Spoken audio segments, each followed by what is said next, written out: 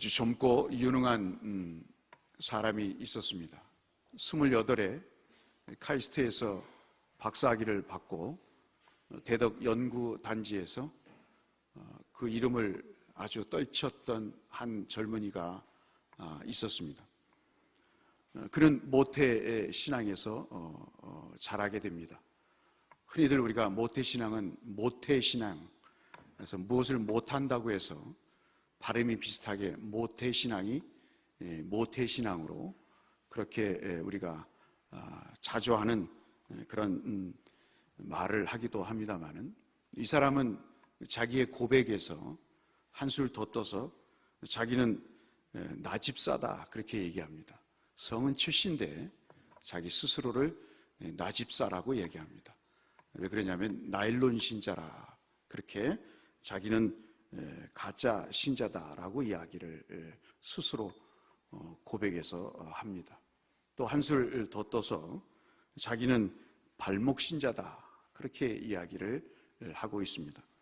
발목은 교회라는 물 속에 발만 담가놓고 그 위에 몸과 전체는 세상에 잡혀 사는 그런 자기 스스로의 모습을 빗대어 자기는 발목 신자다 그렇게 이야기를 합니다. 이 사람은 또 자기의 글을 계속 이어가면서 자기는 광파리라는 별명을 갖고 있다 그렇게 이야기를 합니다. 앞서 말씀드린 대로 28살 1989년에 카이스트에서 박사학위를 받고 대덕 연구단지에서 연구를 하면서 그 무료한 시간을 보내게 됩니다. 이 연구원들은 낮에는 열심히 연구를 하고, 그리고 밤에는 할 일이 없으니까 가끔 퇴근 후에 동양화를 합니다. 또 어떤 사람은 서양화를 그리죠. 동양화는 여러분 아신 대로 고스톱을 하고, 서양화는 카드놀이를 하는 것을 말합니다. 그러던 이 사람은 자기 적성에 동양화가 맞다고 생각을 하고 동양화에 손을 댑니다. 그런데 소질이 없어서인지 머리가 나빠서인지 계속 돈을 잃게 되자 생각을 하게 됩니다. 이 동양화는 내 적성에 안 맞는구나. 그리기보다는 팔아야 되겠다 생각을 하고 광파리를 하는 곳으로 자기의 적성을 찾아갑니다. 그날도 광파리를 하고 광을 열심히 팔고 돈을 긁어 모아서 집으로 오는 길에 문득 이런 생각이 들었다고 합니다. 이렇게 살아도 되나? 라는 생각을 갖게 됐다고 합니다.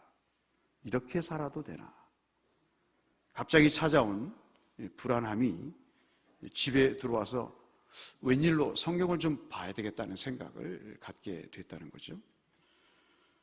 지금 그가 이제 돌이켜 보면 세상을 사랑하는 일에 목숨을 건 나를 하나님께서 긍휼히 여기셔서 주님의 복된 자녀로 삼으셨는데, 그 계기가 된 것이 바로 이 광을 팔고 나서 이렇게 살아도 되나 하는 그런 생각을 갖게 된 다음부터였다고 합니다. 모태신앙이기 때문에 성경을 읽으라고 하는 엄마의 말을 나는 못해라고 하면서 거부했던 이 사람이 28이 돼서 인생의 광을 팔다가 이렇게 살아서는 안 되겠다는 생각을 가지고 폈던 성경이 창세기입니다. 쉽게 펴지죠. 마태복음 한참 찾아야 되고, 오늘 아침에 우리가 봤던 나훔소는 저 구약 구석에 있어서 어디에 있는지도 모르는 그런 책이지만 창세기는 얼마든지 펴볼 수 있는 책이었습니다. 책을 피는데 늘 펴져 있는 것처럼 여겨졌던 아브라함을 부르시는 창세기 12장을 펴게 됩니다. 순간 마음에 다가오는 생각은 별 재미가 없다라는 생각이었습니다. 불안감에 성경을 폈지만 또 이야기야 라는 그런 생각이 들었다는 것이죠. 아브라함 이야기는 어릴 때부터 귀가 따갑도록 들었던 내용입니다. 목사님이 창세기 12장 1절에서 3절까지의 설교만 시작하면 스스로 눈을 감기 시작을 하죠. 다 아는 내용, 들어봤자 결론이 뻔한 내용. 그 내용이 그에게는 별 흥미가 없어지게 느껴진 것이죠. 그런데 그날 그의 눈을 뜨게 하는 대목이 하나 있었어요. 그것이 뭐냐면 아브라함의 아버지 데라의 이야기였습니다. 그 데라의 이야기를 12장이 아닌 11장 우리가 읽은 마지막 부분을 읽으면서 그 식소를 데리고 갈대아 우르를 떠나서 가나안 땅을 가던 중 하란에서 정착한 이야기를 우리처럼 읽게 됐습니다.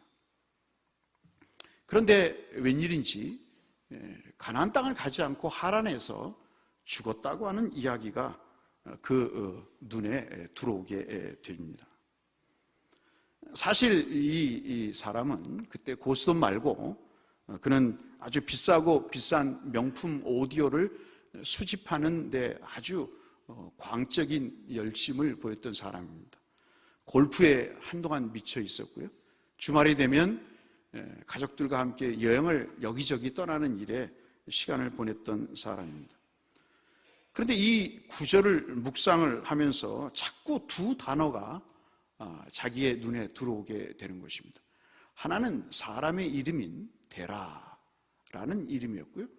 또 하나는 죽었다라는 대목이 그 눈에 들어왔습니다. 어느새 죽었더라라고 하는 단어가 데라와 합쳐지면서 이상한 느낌을 받게 됐습니다. 그러면서 이 데라의 이름이 자기의 이름으로 대치되기 시작했고 자기가 죽게 되었더라라는 것으로 이렇게 느껴지기 시작을 했습니다. 낮에는 대덕연구단지에서 아주 점잖고 지적인 과학자로 일을 하면서 밤에는 그 옆에 있는 여러분 잘 아시는 유성이라고 하는 관광도시에 가서 광을 팔고 유흥의 물결에 휩쓸려 몸을 맡기고 살던 그가 어느덧 이 말씀을 읽으면서 데라의 이야기를 읽으면서 자기의 내일의 모습을 보게 되죠. 그러면서 자기 스스로 31절 2절의 말씀을 이렇게 읽기 시작했다고 합니다. 최하진은 80세를 향수하고 유성에서 광팔다가 골프공에 뒤통수 맞고 죽었더라. 그렇게 읽게 됐다는 거죠. 자신의 인생 역정이 이렇게 험하게 끝나는가, 그런 마음의 두려움이 엄습해오기 시작을 했답니다. 무언가 탈출구를 찾아야 되는데 그 탈출구를 찾기가 그렇게 쉽지 않았는데 어느 날 예배를 드리다가 말씀을 전하는 목사님의 그 설교를 듣고 그가 선교사가 돼야 되겠다 하는 생각을 갖게 됐다는 것입니다. 여러분이 잘 아시는 그 유명한 최하진 선교사님의 일대기의 고백입니다. 오늘 본문의 말씀은 그 말씀과 관련된 데라의 이야기입니다. 데라는 아들이 셋이 있었죠. 아브라함이 있었고 나홀이 있었고 하란이 있었습니다. 하란은 아버지가 갈대아 우르를 떠날 때 떠나지 않겠다고 자기 고향에 머물러 있다가 아버지보다 먼저 죽게 되는 그런 사람입니다. 나홀은 나중에 아브라함의 아들 이삭의 아내가 된 리브가의 할아버지가 되죠. 그래서 아브라함의 동생이지만 아브라함 자기 형과 사돈이 되는, 그리고 나중에 그 이삭의 아들 야곱도 이 잘 아시는 나홀의 손자 라반의 두 딸 라헬과 레아의 남편이 되면서 겹사돈이 되는 그런, 아브라함은 아들 이삭과 야곱 모두를 이 동생의 집에 장가들게 하는 그런 혼인의 관계를 맺습니다. 창세기는 여러분 보시다시피 우리가 읽은 이 대목이 참 껄끄럽습니다. 우리 창세기는 아시는 대로 1장부터 11장까지가 원역사라고 그래서 하나님이 천지를 창조하시고 나서 인간들이 하나님의 곁을 떠나면서 얼마나 범죄를 하게 되는가. 그래서 11장 9절까지 보시면 바벨탑 사건으로 그 원역사가 끝나죠. 화면을 보시면 이 그림을 이렇게 볼 수가 있습니다. 첫 번째 내용은 아까 말씀드린 대로 1장 1절부터 여러분 11장 9절까지의 바벨탑 역사까지 그 이야기가 끝납니다. 그리고 그 12장부터 시작하는 그 중간에 우리가 읽었던 이 셈의 또는 데라의 족보 이야기가 나옵니다.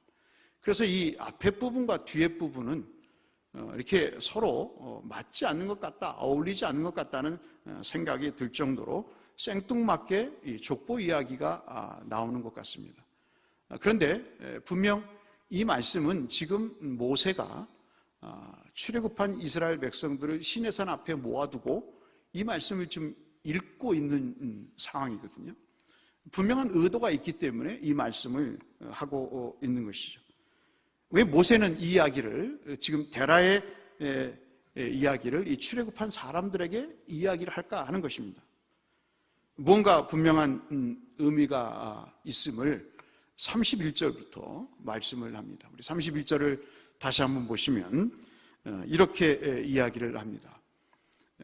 무슨 연유에선지 이 데라가 갈대아 우르를 떠나서 한 번도 가보지도 않은 이 가나안 땅을 향해 가기 위해서 집과 모든 재산을 정리하고 그리고 가족들을 데리고 가나안 땅으로 갔다고 얘기합니다. 31절 그 마지막 부분에 보시면 갈대아 우르를 떠나 가나안 땅으로 가고자 했다 그랬습니다. 이 사람은 분명히 지금 가나안 땅을 가고자 고향 땅을 떠나게 되는 것이죠. 여러분, 고향 땅을 떠나는 게 얼마나 어려운 일입니까? 쉽지 않은 일이죠. 돈을 벌기 위해서 떠나지만은, 또 출세하기 위해서 떠나기도 하지만은, 또 여러 가지 연유에 의해서 고향을 떠나고 있지만, 그러나 고향은 늘 참 어머니의 품과 같은 그런 곳이죠.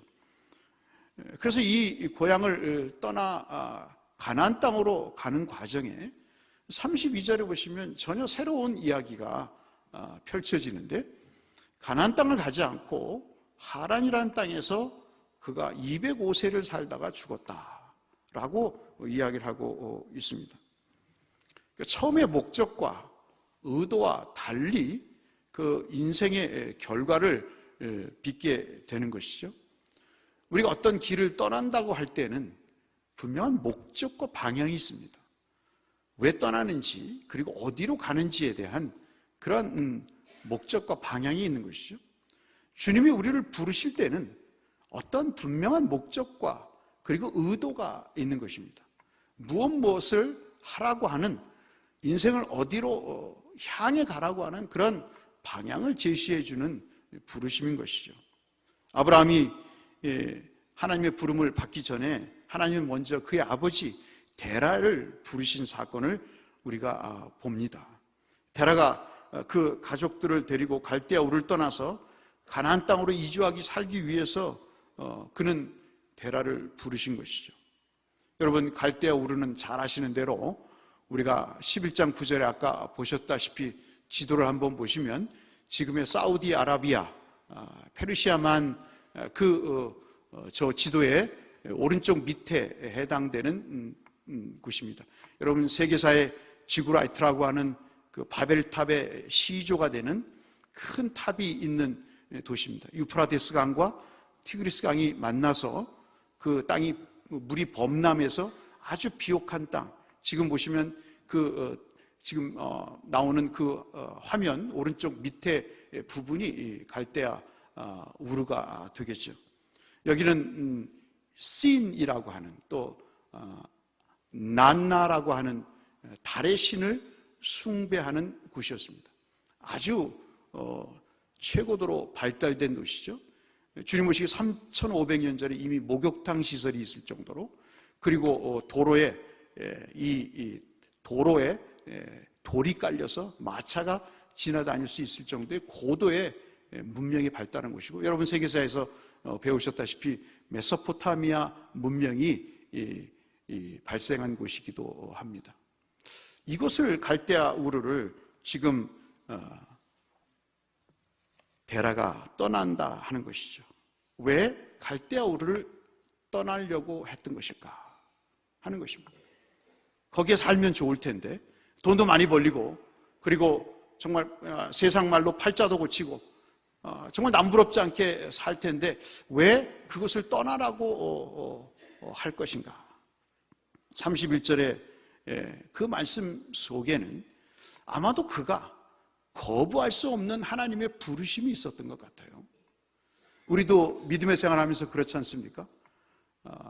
작게는 크게는 하나님이 부르심이 있습니다.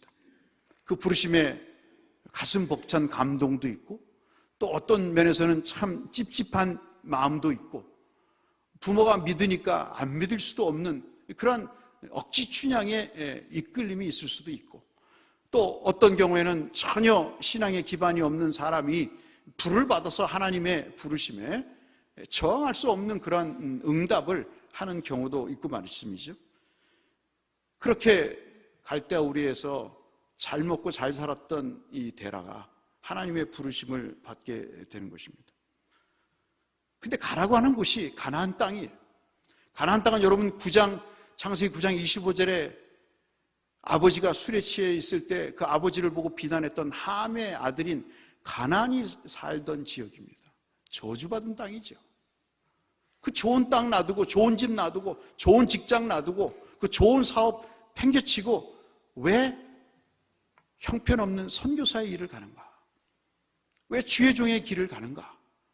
왜 어려운 직분자의 삶을 사는가? 이해할 수가 없지만 공통된 하나는 그가 거부할 수 없는 어떤 부르심이 그에게 있었던 것이죠. 그렇게 강력한 부르심을 받고 갈대아 우르를 떠나보지만 문제가 생기기 시작합니다.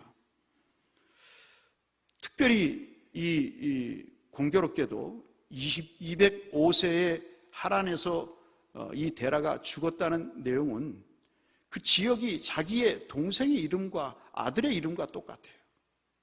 아까 말씀드린 대로 갈대아 우르에서 하란이 아버지 데라를 따라오지 않고 자기는 남겠다고 그 갈대아 우르 고향에서 죽지 않습니까? 근데 아버지 이 데라가 자기가 죽은 곳도 하란이에요.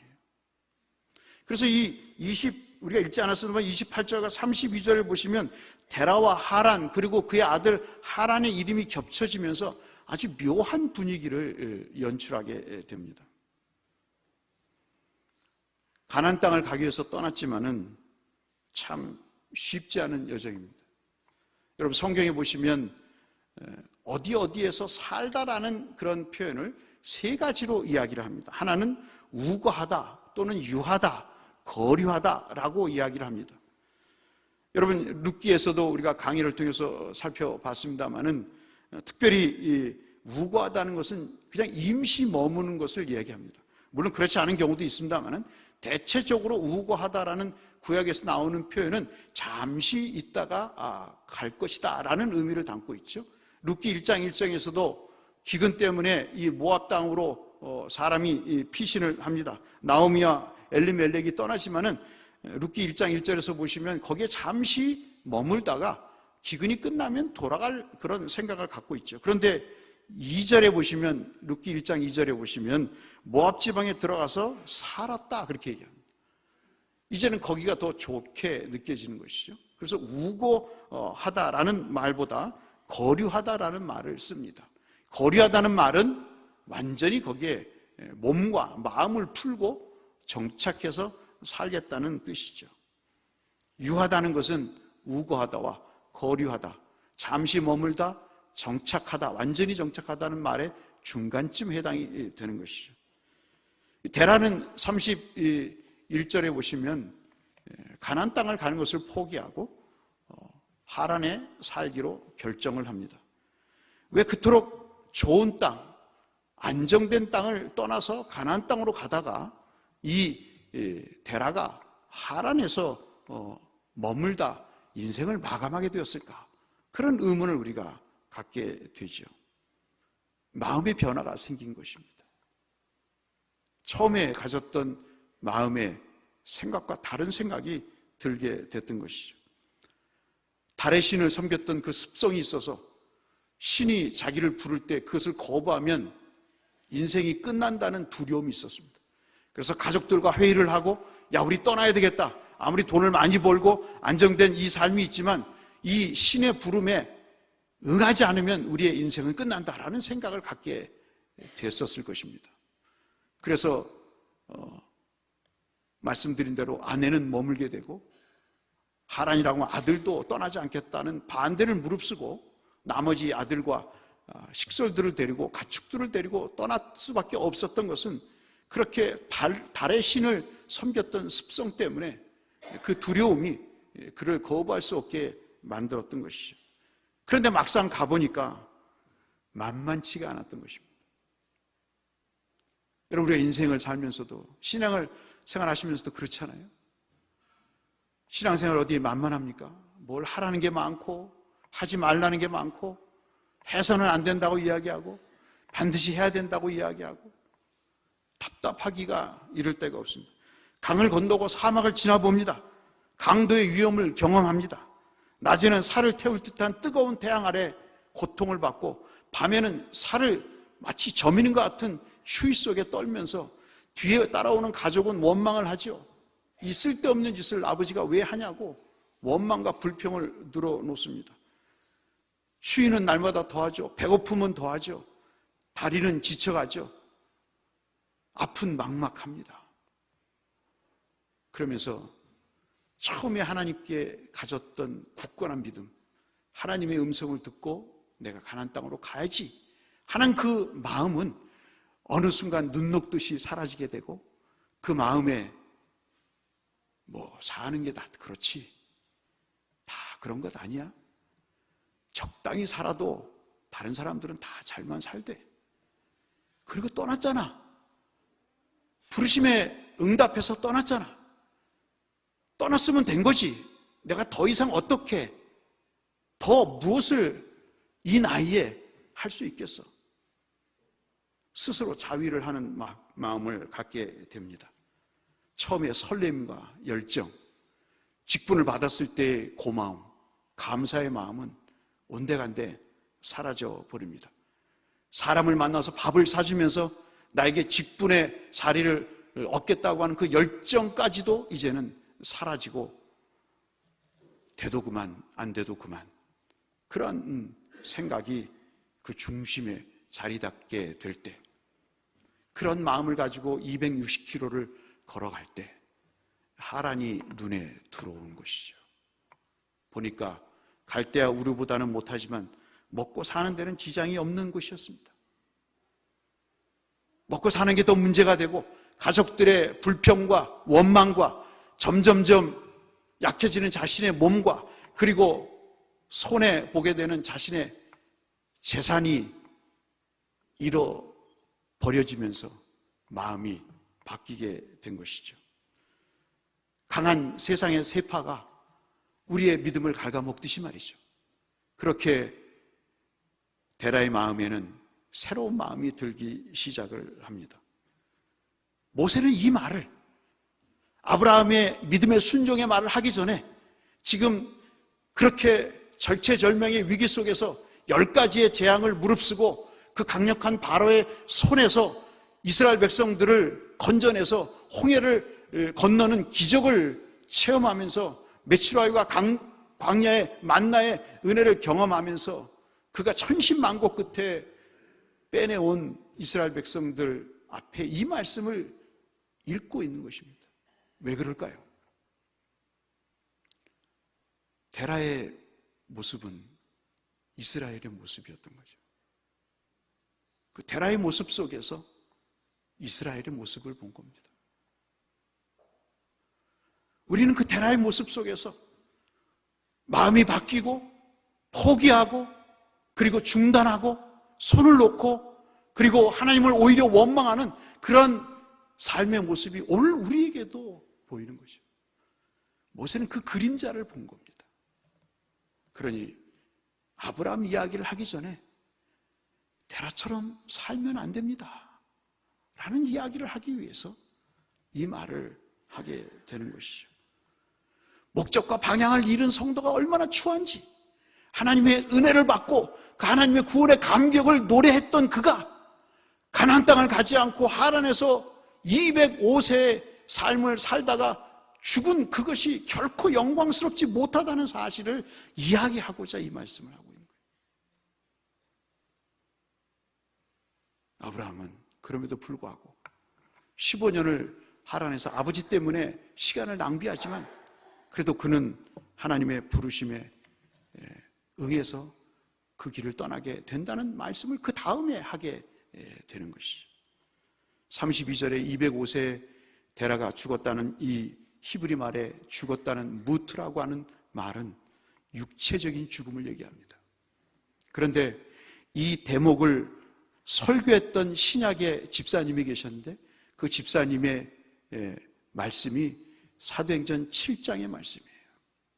여러분 7장 말씀을 한번 펴보실까요? 사도행전 7장 말씀을 한번 보겠습니다. 방송실에도 사도행전 7장 4절 말씀을 한번 띄워주시죠.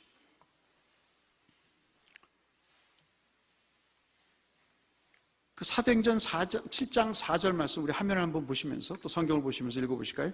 같이 읽겠습니다. 시작.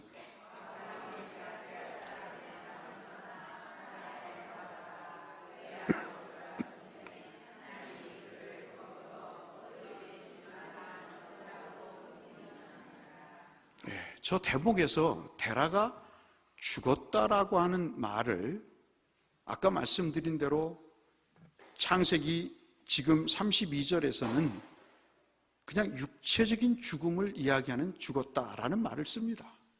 그런데 사도행전 7장 4절에서 스테반 집사님이 데라가 죽었다는 이야기를 말할 때 썼던 단어인 아포그네스코라고 하는 이 죽음에라고 하는 이 말씀은 육체적인 수명이 다해서 죽음을 얘기하지 않고 영적인 죽음을 이야기하는 겁니다.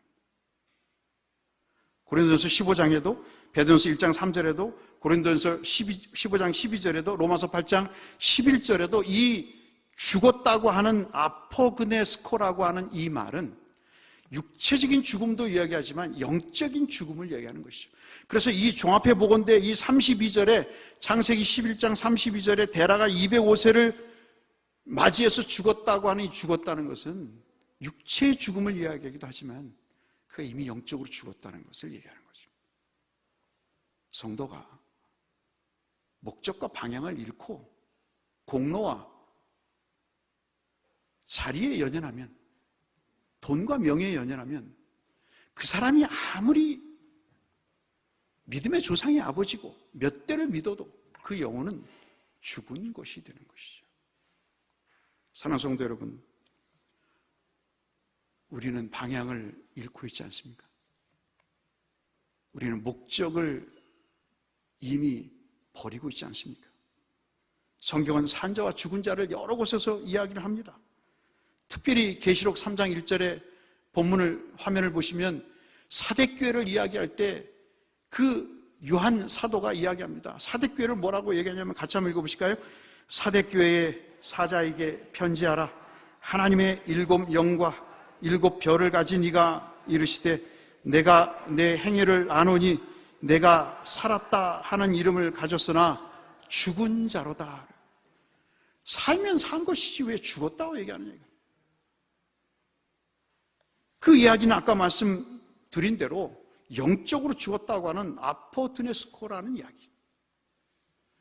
살아있지만 그러나 그 영혼은 죽은 상태라는 거예요. 왜 그럴까요? 방향과 목적을 잊어버렸기 때문에.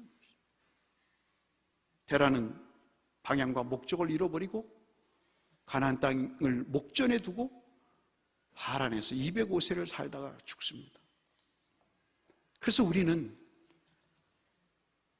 인생의 육체적인 죽음도 우리가 염두에 두어야 되지만 매일매일의 삶의 영적인 죽음도 우리가 생각을 해야 된다. 병에 걸려보니까 건강의 고마움을 알잖아요. 영적인 죽음을 우리가 경험하면 영적인 구원의 감사도 우리가 느껴지잖아요. 그런데 이상한 것은 육체적인 아픔과 고통과 유한한 생명에는 관심을 갖는데 지금 내가 영혼을 죽어가고 있다는 사실에 대해서는 전혀 무관하다는 것입니다. 저부터요. 그렇습니다. 당량은 열심히 먹고 있고 인슐린은 맞고 있고 무슨 비타민은 먹고 있는데 하나님의 말씀의 양약인 신약과 구약의 말씀, 그 기도를 통한 하나님의 치료에는 별로 관심이 없어지는 것이죠. 사랑하는 성도 여러분, 저는 마지막 한 말씀을 드리고 이 말씀을 마치도록 하겠습니다. 출애굽기 여호수아 24장 말씀을 한번 보실까요? 우리 성경에 24장 말씀을 한번 띄워주십시오. 여호수아 24장 2절 말씀에 이러한 말씀이 있습니다. 여러분 한번 성경과 화면을 보시면서 같이 한번 읽어보실까요? 방송실 준비됐습니까? 같이 읽겠습니다. 시작. 여호수아가 모든 백성에게 이르되 이스라엘의 하나님 여호와께서 이같이 말씀하시기를 옛적에 너희의 조상들 곧 아브라함의 아버지 나홀의 아버지 데라가 강 저쪽에 거주하여 다른 신들을 섬겼으나. 이게 여호수아의 마지막 설교거든요. 너희는 누구를 택할지를 섬길지를 택하라, 그 얘기를 합니다. 나와 내 집은 하나님 아버지를 섬기겠으니 너희가 하나님을 섬기는 것이 좋게 여기지 않거든 너희 뜻대로 하라 하면서 마지막 설교를 하는 것이거든요. 그러면서 들었던 인물이 누구냐면 데라입니다. 그 데라를 이야기할 때 데라는 강 저쪽이 어디냐면 유프라테스 강을 얘기하는 겁니다. 근데 우리가 알잖아요. 유프라테스 강을 이미 건너서 하란을 왔지 않습니까? 그런데 여호수아는 이 데라가 강 저편에 아직도 있어서 그 강 저편에 섬기는 신들을 섬겼다고 이야기를 하는 겁니다. 이 말이 안 맞지 않습니까? 여호수아가 지혜가 부족해서, 정보가 부족해서 이 말씀을 했을까요? 성경은 정확무한 하나님 말씀이기 때문에 여기는 어떤 영적인 의미가 있다는 것을 우리가 직감할 수가 있는 것이죠. 강을 저쪽에서 거주하면서 다른 신을 섬겼다는 것이 무엇일까요? 하나님을 알았어요. 그 부르심에 응해야 된다는 것도 알았어요. 그런데 아까 말씀드린 대로 그 약속이 그를 계속 어려움 속에서도 그의 믿음이 계속 자연적이든 가족적이든 환경적이든 어떤 육체적이든 어려움 가운데서 너 믿음의 그 행보를 계속할 수 있도록 할 만큼의 믿음은 아니었다는 것이죠. 여러분, 사람은 습관이 얼마나 중요한지 아십니까? 행동이 반복이 되면 습관이 됩니다. 습관이 반복이 되면 인격이 돼요. 공부를 열심히 하는 사람은 더 열심히 하게 됩니다. 하나님을 믿었던 사람은 하나님을 믿게 돼요. 그런데 하나님을 믿지 않다가 갑자기 나타난 하나님이 그에게는 생소했던 것이죠. 신에 대한 두려움은 있었지만 그 신이 갖고 있는 신실함, 약속을 지키는 생사를 불문하고 그 택한 백성을 끝까지 지켜주시겠다고 하는 경제적인 어려움 속에서도, 유혹에서도, 시험 속에서도, 자식의 속삭이는 그 환경 속에서도, 경제적인 어려움 속에서도 나는 너를 분명히 지키겠다, 반드시 내가 너를 살리겠다, 내가 너를 반드시 축복하겠다고 하는 그 믿음은 그에게 없었던 것이죠.